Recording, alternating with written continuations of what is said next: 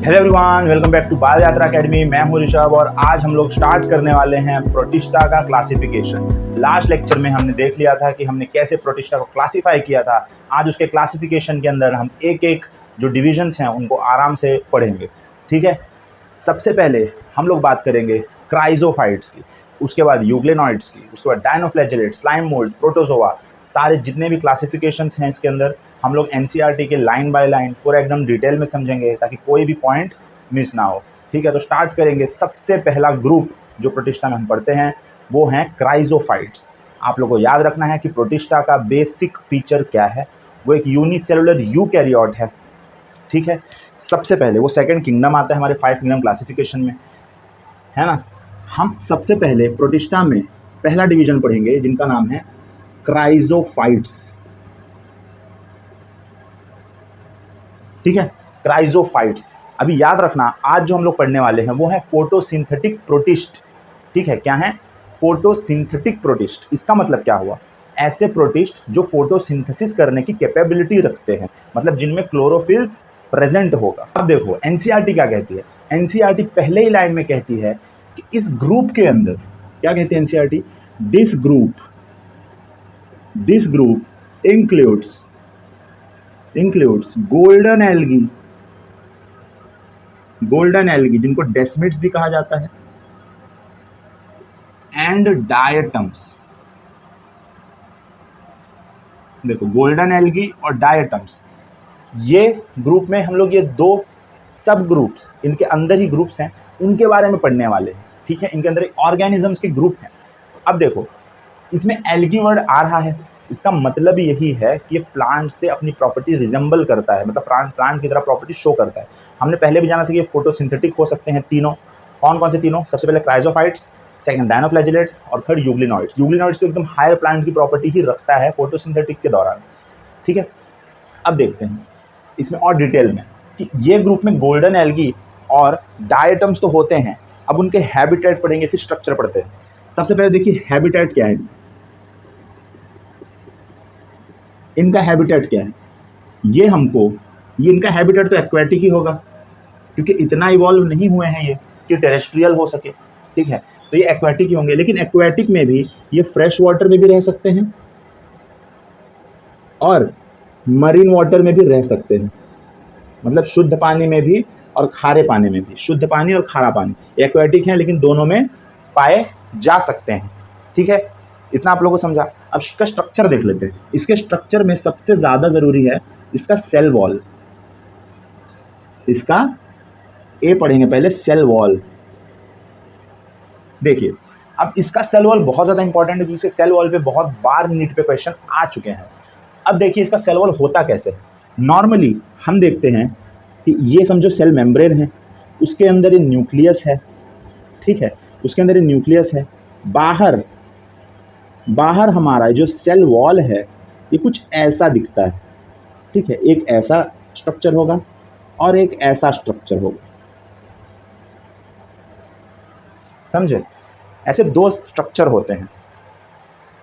ठीक है, ऐसे दो स्ट्रक्चर होते हैं।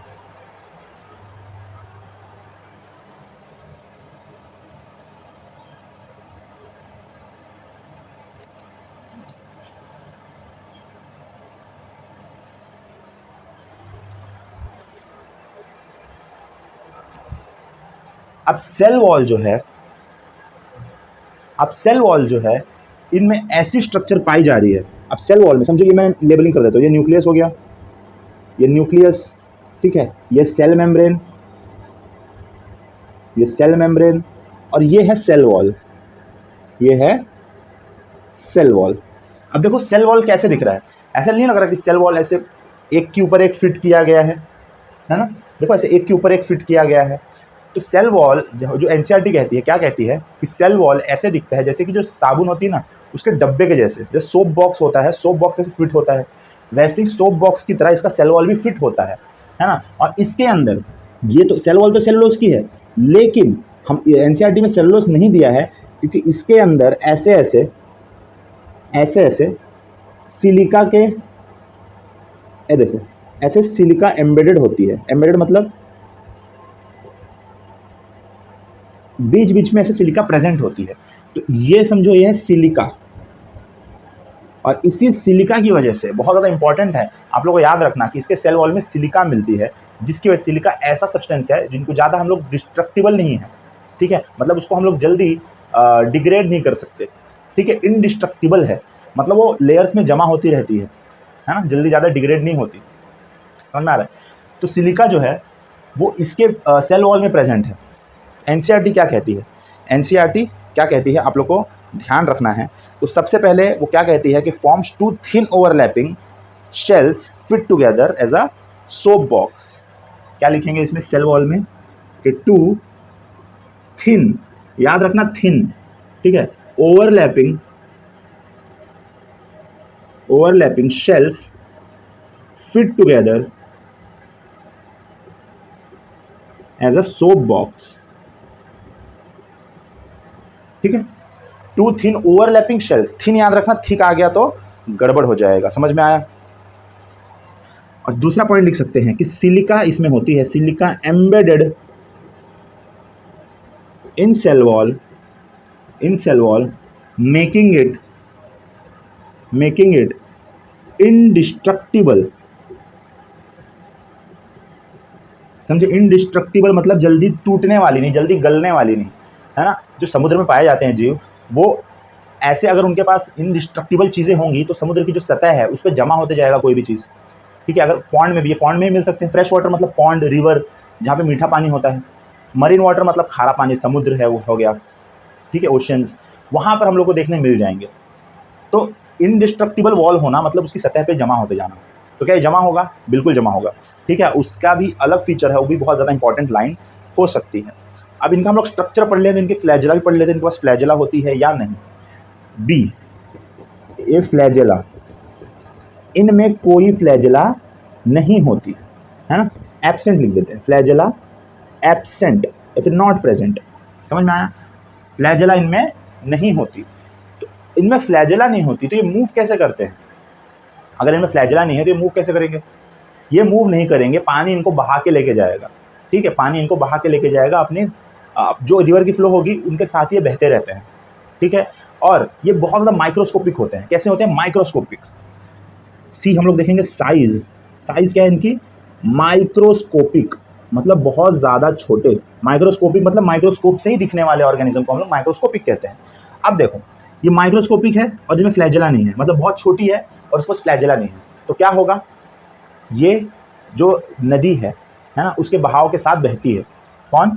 क्राइजोफाइट्स। ये हम लोग डायटम्स के बारे में पढ़ रहे हैं, ये स्ट्रक्चर सिर्फ डायटम्स का है, ठीक है। हम गोल्डन एलिगेट डेस्मिड्स के बारे में अभी नहीं पढ़ रहे हैं, तुम्हारे एनसीईआरटी में सिर्फ डायटम्स के बारे में दिया गया है, गोल्डन एलिगेट के बारे में नहीं दिया गया, ठीक है।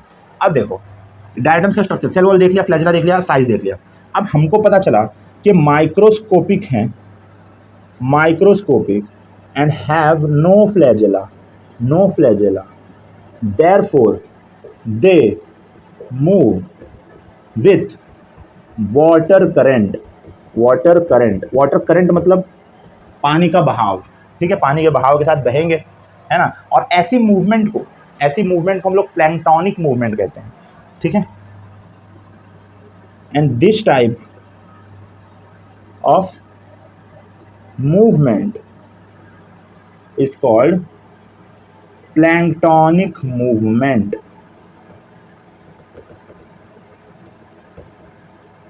ये प्लैंक्टोनिक मूवमेंट शो करते हैं। यहां पे मैं लिख देता हूं कि जो चीज माइक्रोस्कोपिक है प्लस प्लैंक्टोनिक मूवमेंट शो करती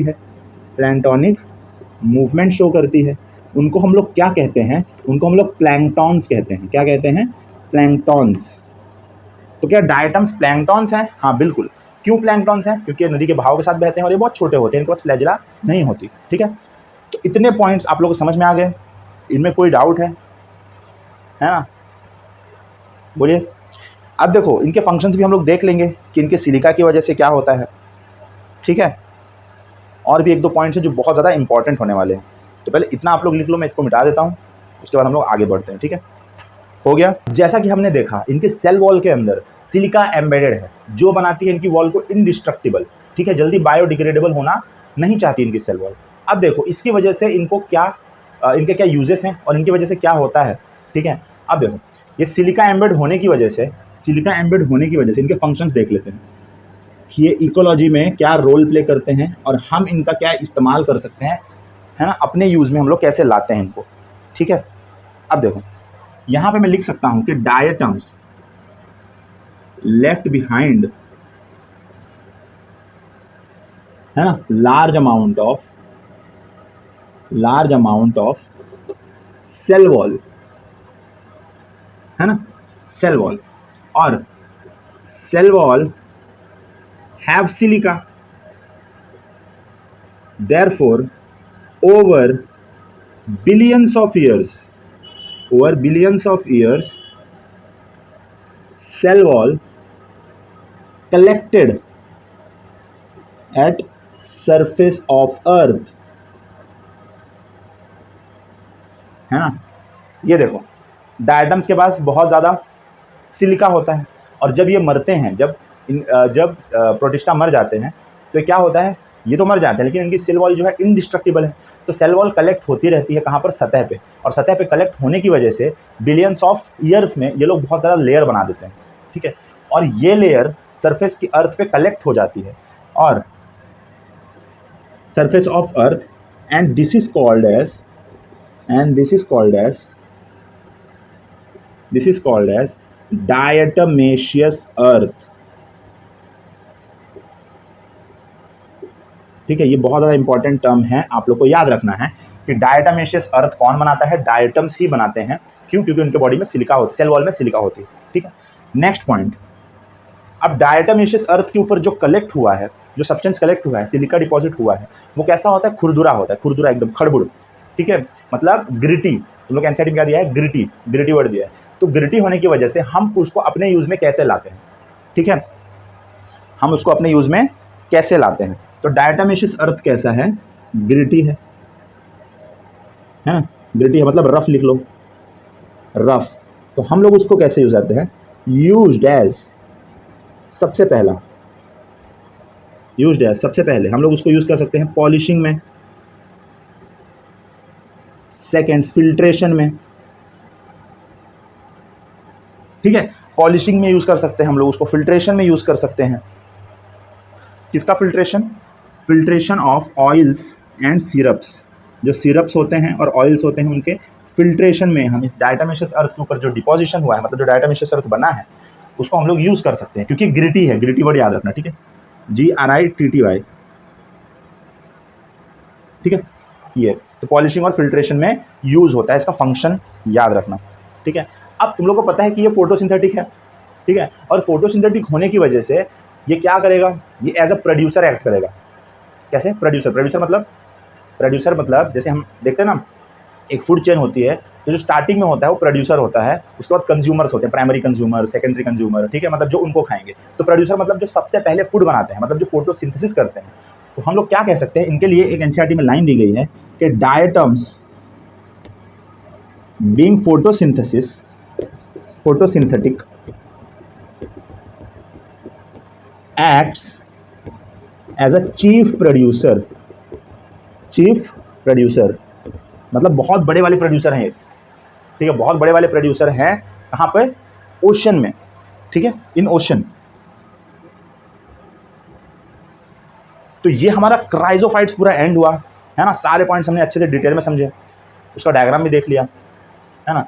सिलिका याद रखना, अंदर सेलुलोज होता है, बट आप लोगों को सेलुलोज याद नहीं रखना है, क्योंकि अगर एनसीईआरटी अगर क्वेश्चन आया तो आप लोग सेलुलोज मार्क कर दोगे, इसलिए बस सिलिका ही याद रखो, ठीक है। Cell wall embedded with silica, मतलब पूरी तरह से सिलिका की नहीं है, सिर्फ बीच बीच में सिलिका है, ठीक है। अब इसकी एनसीईआरटी थोड़ा सा पढ़ लेते हैं, ठीक है, इसकी एनसीईआरटी पढ़ लेते हैं।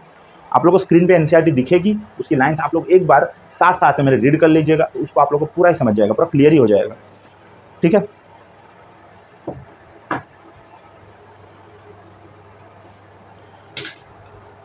देखिए मैंने एनसीईआरटी यहाँ पे ले लिया है, अब मैं पढ़ने जा रहा हूँ, ठीक है। आप लोगों को स्क्रीन पे दिखेगा, आप लोग उस पर लाइन्स पे ध्यान दीजिएगा। देखो क्राइजोफाइट्स में क्या लिखा है, this group includes diatoms and golden algae desmids, ठीक है। They are found in fresh water as well as in marine environment, जैसे हमने देखा। दे आर माइक्रोस्कोपिक, बहुत छोटे होते हैं, एंड फ्लोट पैसिवली पैसिवली का अर्थ है अपने आप ही, उनको कुछ मेहनत करने की ज़रूरत नहीं है, अपने आप ही वाटर करंट के साथ फ्लो करेंगे, इसीलिए हम उनको क्या कहते हैं, प्लैंकटन। ठीक है, उसके बाद देखो most of them are photosynthetic. ठीक है, in diatoms the cell walls forms two thin overlapping shells. Thin overlapping shells, ठीक आ गया तो गड़बड़ हो जाएगा, स्टेटमेंट रॉन्ग हो जाएगा। Which fit together as in a soap box, जैसे सोप बॉक्स होता है वैसे ही ये फिट हो जाते हैं। ठीक है, इनके cell walls, the walls are embedded with silica and thus the walls are indestructible. Silica present होने की वजह से, मतलब सिलिका एम्बेड होने की वजह से वॉल्स क्या है, indestructible. thus the atoms have left behind large amount of cell wall deposits in their habitat. This accumulations over billions of years is referred to as diatomaceous earth. ठीक है, large amount cell wall deposit अपने habitat में छोड़ देते हैं और वो accumulate मतलब जमा हो जाना। ठीक है, एक्यूमुलेट हो जाता है अर्थ पे, और उस अर्थ को हम लोग डायटोमेशियस अर्थ कहते हैं। समझ में आया इतना? बिलियंस ऑफ ईयर्स लगते हैं, अगर मिलियंस आ गया, हंड्रेड्स आ गया तो भी स्टेटमेंट रॉन्ग हो जाएगा। ठीक है, इस पे इतने डिटेल में लोग ध्यान देते नहीं है। अब देखो last point, being gritty this soil is used in polishing. अभी जो मिट्टी है इसमें सिलिका जा चुका है सेल वॉल की वजह से, तो इसको हम लोग polishing, filtration of oils and syrups में यूज कर सकते हैं। और लास्ट लाइन देख लो, diatoms are the chief producer in the ocean. समझ में आया इतना? तो ये हम लोग ने क्राइजोफाइट्स के बारे में अच्छे से जान लिया। अब नेक्स्ट हेडिंग डाल लीजिए आप लोग, डायनोफ्लैजिलेट्स। ठीक है, डायनोफ्लैजिलेट्स के बारे में देख लेते हैं, लेकिन उससे पहले क्या आप लोग क्वेश्चंस करना चाहोगे?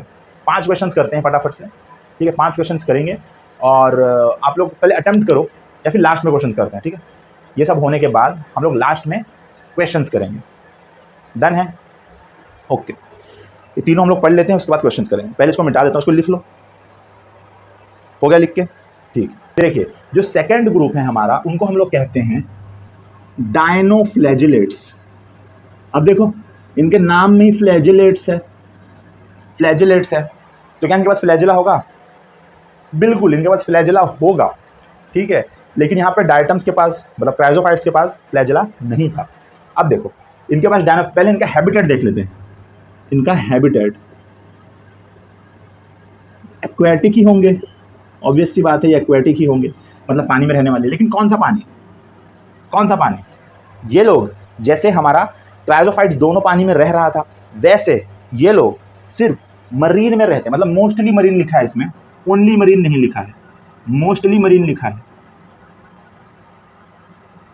ध्यान देना, मोस्टली लिखा है, ओनली नहीं लिखा है। ठीक है, मतलब स्टेटमेंट वाइज अगर क्वेश्चन आए तो उसमें मोस्टली याद रखना। सिर्फ अगर ओनली मरीन वाटर देखा, मोस्टली मतलब ज़्यादातर, ओनली मतलब केवल। ठीक है, अब देख लो इनका हम लोगों ने हैबिटेट देख लिया। अब इनकी स्ट्रक्चर कैसी होती है? इनकी स्ट्रक्चर, इनका जो सेल वॉल है, इनका सेल वॉल बना है सेल्यूलोज से, है ना? जैसे प्लांट्स का बनता है सेलुलोज से, वैसे इनका ही बना हुआ है सेलुलोज। अरे सेलुलोज है कहाँ? सेलुलोज की स्टिफ प्लेट है, स्टिफ मतलब बहुत ही मजबूत, stiff STIFF, stiff plate on outer surface. ये भी याद रखना, कैसी है? आउटर सरफेस पे। इस पे इनर कर दिया तो भी गलती हो जाएगी। तो cellulose stiff plate on outer surface, बाहर की तरफ। अब इनका स्ट्रक्चर देखना, इसका स्ट्रक्चर बहुत ज़्यादा कंफ्यूजिंग है, बहुत सारे लोगों को नहीं समझ में आता है इसका स्ट्रक्चर। तो हम लोग देख लेते हैं फटाफट से इसका स्ट्रक्चर कैसे दिखता है। यहाँ पे समझो ऐसा एक लेयर है, मैं डायनोफ्लैजिलेट्स बना रहा हूँ। ठीक है, अब देखो समझो ये एक डायनोफ्लैजिलेट्स है। ये ऐसा स्ट्रक्चर तुम लोग के बुक में नहीं है, तुम्हारे बुक में कुछ अलग ही स्ट्रक्चर है, लेकिन मैं समझाने के लिए बता रहा हूँ। समझो ये सेल वॉल हो गई, सेल वॉल सेलुलोज की। अब देखो इनके जो फ्लैजेला होते हैं वो कैसे होते हैं? अब इनके पास 2 फ्लैजेला होते हैं। कैसे 2? एक जो फ्लैजेला होगा वो ऐसे, देखो ये जो जगह है ना, देखो ये जो जगह है, इनको हम लोग ग्रूव कहते हैं। क्या कहते हैं? ग्रूव। जो खाली जगह है ये ग्रूव है, ये भी ग्रूव है।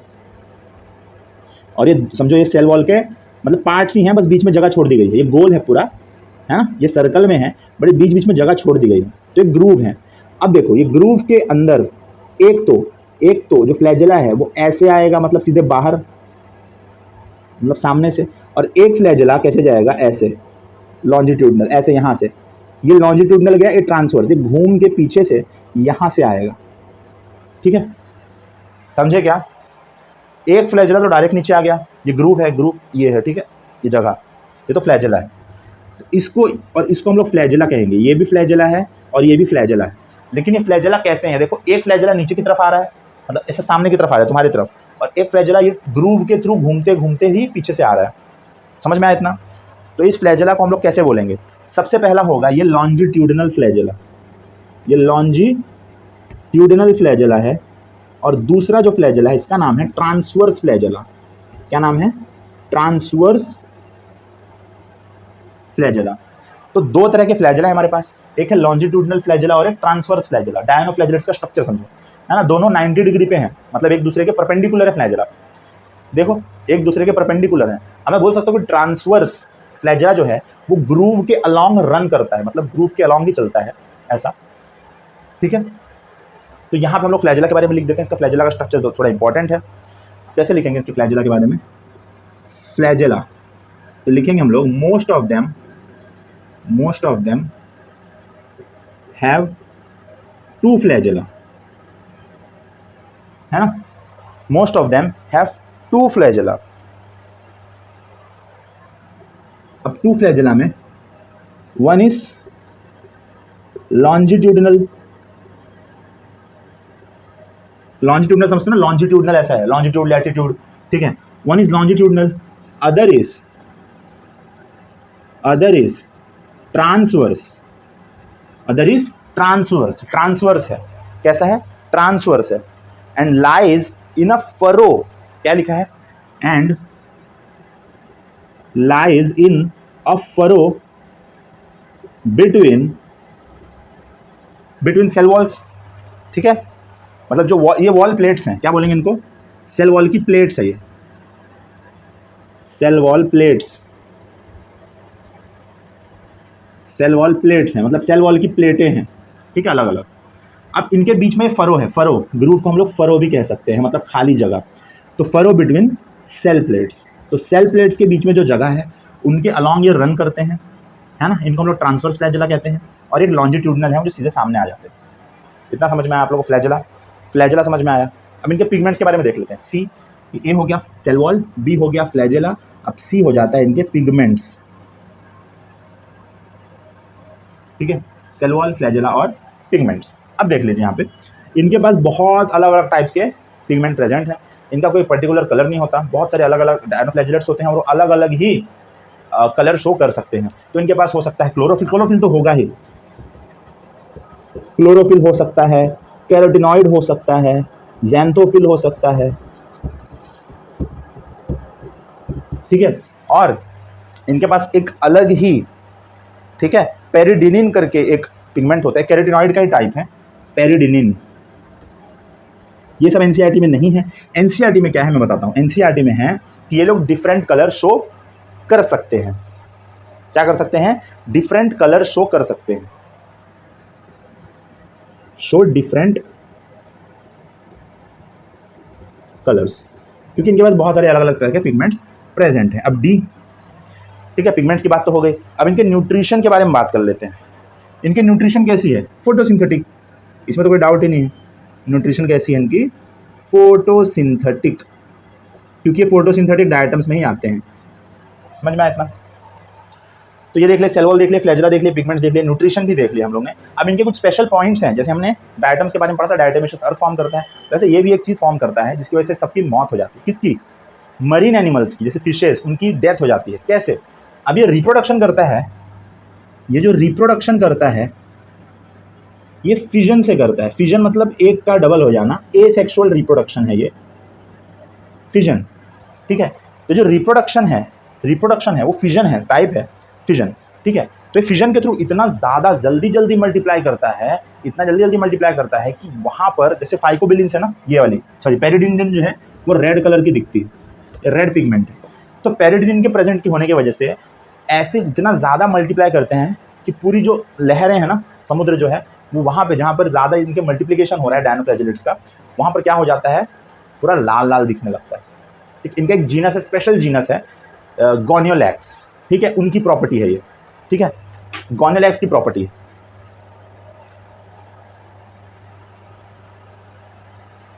इतना आपने लिख लिया, मैं यहाँ पे बता देता हूँ, ठीक है। अब देखो, इनका एक स्पेशल जीनस है कौन है? गोनियोलैक्स। ठीक है, इनका स्पेशल जीनस है जिनको हम लोग गोनियोलैक्स कहते हैं, गोनियोलैक्स। अब ये गोनियोलैक्स के पास पेरिडिनिन है, और पेरिडिनिन होने की वजह से जब ये रैपिड मल्टीप्लिकेशन करता है, अब पेरिडिनिन है तो इनको हम लोग बोल सकते हैं रेड डायनोफ्लैजेलेट्स, रेड डायनोफ्लैजेलेट्स।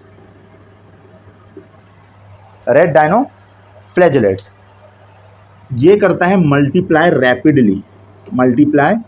रैपिडली, मतलब बहुत तेजी से मल्टीप्लाई करता है, फिजन्स, है ना, and makes sea appears red. ठीक है, मतलब जो समुद्र है उसको लाल बना देता है, पर रेड हो जाता है ना। गोनियोलैक्स, रेड डायनोफ्लैजेलेट्स इतना जल्दी मल्टीप्लाई करता है कि जो समुद्र है वो लाल दिखने लग जाता है और लाल लहरें उठ जाती हैं, जिनको हम लोग रेड टाइड्स भी कहते हैं, रेड टाइड्स। ठीक है, ऐसे लहरें आती हैं, रेड टाइड्स बोलते हैं हम उसको। ठीक है, समझ में आया? और जब ये मल्टीप्लाई करते हैं, while rapid multiplication they release toxins. अभी कुछ टॉक्सिन्स रिलीज करते हैं, ये हम लोग गोनियोलैक्स के बारे में देख रहे हैं। ठीक है, गोनियोलैक्स क्या करते हैं? रैपिड मल्टीप्लिकेशन करते हैं, जिनकी वजह से पूरी समुद्र जो रेड टाइड्स बन जाती हैं। अब देखो, अब इनके पास जब रैपिड मल्टीप्लिकेशन करते हैं तो कुछ टॉक्सिन्स रिलीज करते हैं, और उन टॉक्सिन्स को रिलीज करने की वजह से बहुत सारे मरीन एनिमल्स की डेथ भी हो जाती है। ठीक है, इंक्लूडिंग फिशेस की भी डेथ हो जाती है इनके मल्टीप्लिकेशन के कारण। समझ में आया इतना? While rapid multiplication, they release toxins causing death of many marine animals. ठीक है, causing death of many marine animals, including fishes, है ना, including fishes। अब फिशेस तो मरीन एनिमल्स ही हैं, बट तुम्हारी बुक में एनसीईआरटी में फिशेस दिया हुआ है, तो फिशेस लिखना ज़रूरी है ना। इनका स्टोरेज जो है वो स्टार्च है, एनसीईआरटी में नहीं दिया है, बट इन स्टोरेज है इनका स्टार्च। क्राइजोफाइट्स का था क्राइजोलैमिनेरिन। ठीक है, क्राइजोलैमिनेरिन की वजह से उनका क्राइजोफाइट्स नाम आया है, और लैमिनेरिन, क्राइजोलैमिनेरिन, और फाइट्स मतलब प्लांट्स की तरह शो अपना बिहेवियर शो करते हैं, फाइट्स। ठीक है, ऐसे इनका नाम है। इतना आप लोग लिख लो, डायनोफ्लैजेलेट्स। इसकी एनसीईआरटी एक बार देख लेते हैं। ठीक है, एक बार इसकी एनसीईआरटी भी पढ़ लेते हैं, तो सीधे क्लियर हो जाएगा सारा चीज़।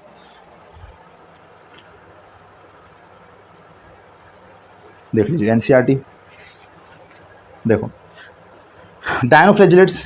ठीक है, ये ऊपर वाला हिस्सा है डायनोफ्लैजेलेट्स।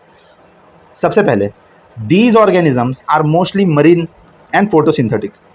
ठीक है, फोटोसिंथेटिक ही है, न्यूट्रिशन ने बताया फोटोसिंथेटिक ही होगा। दे appears yellow, green, brown, blue, red. समझ में आया? मैंने बताया डिफरेंट कलर्स दिखने मिलते हैं इनमें ऑन द, ठीक है, depending on the main pigments present in their cell. जो मेन पिगमेंट होगा इनके पास, जैसे क्लोरोफिल, ज़ैंथोफिल, कैरोटिनॉइड, जो मेन होगा वैसे ही ये दिखेंगे। ठीक है, the cell wall has stiff cellulose plates, stiff एकदम कड़क सेलुलोज प्लेट होती है ऑन द आउटर सरफेस। याद रखना, आउटर सरफेस पे है, ये इनर पे नहीं है। Most of them have two flagella, है ना, one lies longitudinally and the other transversely in a furrow between the wall plates. दूसरी फ्लैजिला कहाँ है? वॉल प्लेट्स के से ट्रांसवर्सली रन करती है, फरो के बीच में। वॉल प्लेट्स के बीच में जगह है, उसको फरो कहते हैं, उनके बीच से आती है। ठीक है, वेरी ऑफ्टन, मतलब बहुत बार रेड डायनोफ्लैजेलेट्स जो हैं हमारे गोनियोलैक्स, वो क्या कर सकते हैं? undergoes such rapid multiplications that they can make the sea appear red। वो इतना ज़्यादा तेज़ी से मल्टीप्लाई करते हैं कि क्या हो जाता है, जो समुद्र होता है और लाल दिखता है, तो रेड टाइड्स दिखने लगती हैं। और toxins released by such large numbers में इवन किल अदर एनिमल्स, दूसरे जानवरों को मार सकते हैं। कुछ जहरीले तत्व रिलीज करते हैं, और जिनकी वजह से फिशेस की भी डेथ हो जाती है। ठीक है, ये एनसीईआरटी में तुम्हारे दिया था, है ना। तो ये हमारा सेकेंड वाला पार्ट भी कंप्लीट हो चुका है। इतना हो गया।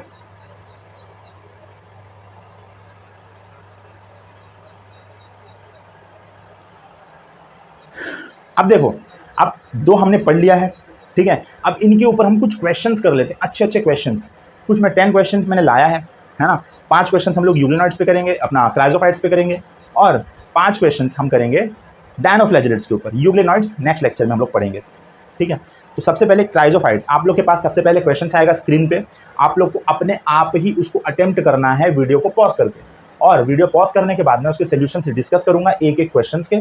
तो आप लोग को देखना है कि आपने सही मार्क किया है या गलत मार्क किया है, ठीक है। आप लोग क्वेश्चन अटेम्प्ट कीजिए।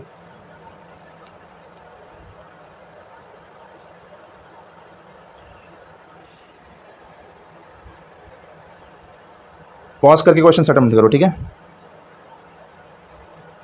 पॉज करके क्वेश्चंस को अटेम्प्ट करो। ये क्राइजोफाइट्स के क्वेश्चंस हैं, सबसे पहला वाला।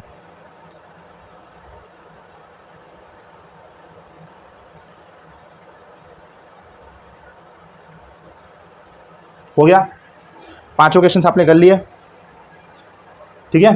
पांचों क्वेश्चंस आपने कर लिए। अब देखते हैं हम लोग फर्स्ट क्वेश्चन डिस्कस करते हैं। फर्स्ट क्वेश्चन डिस्कस करते हैं, आप लोगों ने कर लिया है तो फर्स्ट क्वेश्चन देखो क्या लिखा है कि chrysophytes, a group that includes diatoms and golden algae, can be found in which of the following environment. इसका सिंपल आंसर है सी, ठीक है। फ्रेश वाटर में मिलते हैं और मरीन वाटर में भी मिलते हैं, इनमें ज़्यादा सोचने की जरूरत नहीं थी। सेकंड क्वेश्चन देखो, the cell walls of diatoms are unique due to their compositions and structure, which of the following accurately describes them, ठीक है। इनमें क्या बोला है, अब देखो इसमें ऑप्शंस देखो, 2 thin overlapping shells made of cellulose, a single layer of indestructible material made of chitin, chitin का तो नहीं बनता, ठीक है। 2 thin overlapping shells embedded with silica, ठीक है। और a single layer of porous cellulose with flagella, नहीं फ्लैजेला नहीं होती इसमें, तो सी ऑप्शन ही सही है, ठीक है। ओवरलैपिंग शेल्स हैं सोप बॉक्स के जैसे और सिलिका एम्बेडेड है उनके सेल वॉल में, तो सेकंड का हो जाएगा सी। अब थर्ड का देखिए, न्यूट्रिशन और इकोलॉजी के ऊपर पूछा हुआ है कि what is the primary mode of nutrition for chrysophytes and what is their key ecological role in the ocean. तो सबसे पहले क्या सैप्रोफिटिक है, बिल्कुल नहीं। क्या फोटोसिंथेटिक है, बिल्कुल। तो बी ऑप्शन डायरेक्ट आ जाएगा और वो लोग चीफ प्रोड्यूसर्स भी हैं, ठीक है। अब देखो इनकी मूवमेंट के ऊपर क्वेश्चन पूछा है कि diatoms are microscopic organisms that move in which of the following way. बताइए क्या ये मोटाइल है, नहीं ये मोटाइल नहीं है। They are motile and swim actively using cilia flagella, दोनों ऑप्शन गलत हो गए। सी ऑप्शन देखो, they are sessile and are attach to the substratum, बिल्कुल नहीं। सबस्ट्रेटम में भी मतलब इसका मतलब क्या बोल रहा है कि वो एक जगह बैठ जाते हैं सतह पे, नहीं सतह पे बहते नहीं है, वो फ्लोट करते हैं, ठीक है। They are passive and float in a water current, plankton, बिल्कुल ये सही है, डी ऑप्शन। तो फोर्थ का क्या आ जाएगा, डी ऑप्शन। फिफ्थ ऑप्शन देखते हैं हम लोग, डायटोमेशियस अर्थ के यूजेस क्या हैं, बताओ। Due to its gritty nature this soil is used in, C option आ जाएगा, polishing and filtration of oils and syrups. समझे, पांचों क्वेश्चन आप लोग आई होप पांचों में से पांचों सही आए होंगे। नेक्स्ट आप लोग स्क्रीन पे आएगा, नेक्स्ट आपके स्क्रीन पे आएगा डायनोफ्लैजेलेट्स के कुछ अच्छे क्वेश्चंस, ठीक है। 5 क्वेश्चंस देते हैं।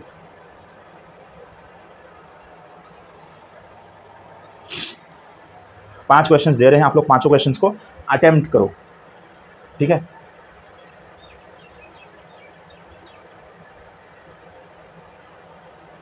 हो गया। अब देखो पहला क्वेश्चन क्या बोला है, which of the following statement about dinoflagellates is correct, ठीक है। They are mostly found in fresh water, नहीं। दे आर प्राइमरी फोटोसिंथेटिक, बिल्कुल सही है। देयर सेल वॉल है stiff cellulose plate in the inner surface, नहीं आउटर सरफेस। यार गलती मत करना, देखो इसमें बहुत अच्छे अच्छे क्वेश्चंस मैंने रखे हैं। They contain chlorophyll A and chlorophyll C, हाँ क्लोरोफिल ए भी होगा सी भी होगा। They have 2 flagella both of which are longitudinal, दोनों लॉन्जिट्यूडनल नहीं होंगे, ठीक है। तो क्वेश्चन नंबर 1 का क्या आ जाएगा, इसमें देखो 2 और 4 मुझे सही लग रहा है, ठीक है। 2 और 4 मुझे सही लग रहा है, प्राइमरली फोटोसिंथेटिक, तो इसका ऑप्शन ए आ जाएगा। क्वेश्चन नंबर 1 का ऑप्शन आ जाएगा ए। अब क्वेश्चन नंबर 2 देख लीजिए, इसमें असर्शन रीजन वाला क्वेश्चन है ना, असर्शन रीजन वाला क्वेश्चन है। तो सबसे पहले पूछा है असर्शन में क्या दिया है, the appearance of the dinoflagellates can vary in colour such as yellow, green, brown, ये तो सही है। The colour of the dinoflagellates determined by the main pigments present in cells such as chlorophyll, xanthophyll, fucoxanthin, ठीक है, इन्हीं की वजह से। तो ये असर्शन भी सही है और रीजन भी बिल्कुल सही दिया गया है, तो ऑप्शन ए आ जाएगा इसमें, मतलब फर्स्ट ऑप्शन, क्वेश्चन 2 का फर्स्ट ऑप्शन। अब देखो क्वेश्चन 3 देखो, क्वेश्चन बहुत इजी है लेकिन स्टेटमेंट इतना बड़ा दिया गया है कि बच्चे लोग पढ़ने से पहले डर जाएंगे। नीट 2025 में ऐसा ही किया गया था। देखो कितना बड़ा क्वेश्चन है ये, कि एक स्टूडेंट ने सैंपल ऑफ ओशन वाटर लिया और उसमें देखा कि रेड माइक्रोस्कोपिक एग्जामिनेशन किया उसने, और उसमें लार्ज पॉपुलेशन देखा डायनोफ्लैजेलेट्स का, है ना। और आप लोग इसके जब दिया जो गया है उसके हिसाब से बताओ कि क्या है। तो आप लोग बताइए, जो रेड कलर आता है वो रेड टाइड्स की वजह से आता है, जो गोनियोलैक्स करते हैं मल्टीप्लिकेशन जब करते हैं। देखो पहला ऑप्शन क्या दिया है कि the red colour is due to the presence of brown pigment, नहीं बिल्कुल नहीं। The rapid multiplication of gonorrhea is responsible for the red color and toxins that harm fishes. The red tide is caused by the massive algal bloom. Algal bloom नहीं है भाई. The red appearance is a result of excessive phytoplankton growth, but the toxins are produced by a different group of organisms. नहीं भाई, toxins वही produce कर रहे हैं जो मल्टीप्लिकेशन कर रहे हैं, जो कि गोनियोलैक्स. तो इसका आंसर आ जाएगा बी ऑप्शन. ठीक है, तो क्वेश्चन थर्ड का बी. क्वेश्चन 4 देख लो. Which is the following statement about the flagella incorrect है. डायनोफ्लैजेलेट्स के फ्लैजेला के बारे में पूछा है, इनकरेक्ट स्टेटमेंट बताना है हमको. Most dinoflagellates have 2 flagella. हाँ बिल्कुल सही है. One flagellum lies longitudinally in a furrow. Second flagella lies transversely in a furrow. अब देखो, both flagella located at the anterior end of the organism. ठीक है. अब देखो, इसमें one flagella lies longitudinally in a furrow. Second flagella lies transversely in a furrow. आप लोगों ने सी मार्क किया होगा, लेकिन इसका आंसर आ जाएगा डी, क्योंकि दोनों एंटीरियर एंड पे हैं. ठीक है, मतलब अंदर ही है ना, एंटीरियर एंड पे. पोस्टीरियर मतलब पीछे तो कोई नहीं है, एंटीरियर एंड पे ही दोनों फ्लैजेला प्रेजेंट होते हैं. तो इसका आंसर आ जाएगा डी. क्वेश्चन 4 का आ जाएगा डी. अब देखो क्वेश्चन नंबर 5. जो रेड टाइड है कोस्टल एरियाज में, lead to the death of large number of fish according to the provided text, the most probable cause of the fish death is. बताओ, ये तो सिंपल सा answer है कि release of potent toxins by dinoflagellates during. C option आ जाएगा इसका. ठीक है. Depletion of dissolved oxygen water due to the high density of dinoflagellates, बिल्कुल नहीं. Blockage of the fish gills, नहीं. Consumption of large quantity of toxin, नहीं. ठीक है, सी ऑप्शन आ जाएगा. क्वेश्चन 5 का भी सी ऑप्शन आ जाएगा. हाँ, तो आई होप आपने पूरा लेक्चर फॉलो किया होगा. हमने डिटेल में देखा क्लाइजोफाइट्स और डायनोफ्लैजेलेट्स. नेक्स्ट लेक्चर में लोग यूग्लिनॉइड्स देख लेंगे, और यूग्लिनॉइड्स के बाद स्लाइम मोड और प्रोटोजोआ बचेंगे. उसके बाद हम लोग फंगा स्टार्ट कर देंगे. तो आप लोग ने आई होप सारे लाइन्स अच्छे समझ लिए एनसीईआरटी की, और हमने उसके ऊपर कुछ क्वेश्चंस भी कर लिए, एनसीईआरटी रीडिंग भी कर ली, और नोट्स को मैंने डिटेल में समझा दिया है. ठीक है, तो आप लोग ऐसे ही पढ़ते रहो, और कोई भी डाउट है अगर, तो आप लोग अपना स्कोर कमेंट कर दो कमेंट सेक्शन में कि आप लोगों ने कितना स्कोर किया. 10 क्वेश्चंस किए हमने, आपके कितने सही हुए, है ना. और कुछ भी डाउट है तो कमेंट सेक्शन में पूछ लीजिए, है ना. तो और पढ़ते रहो. All the very best.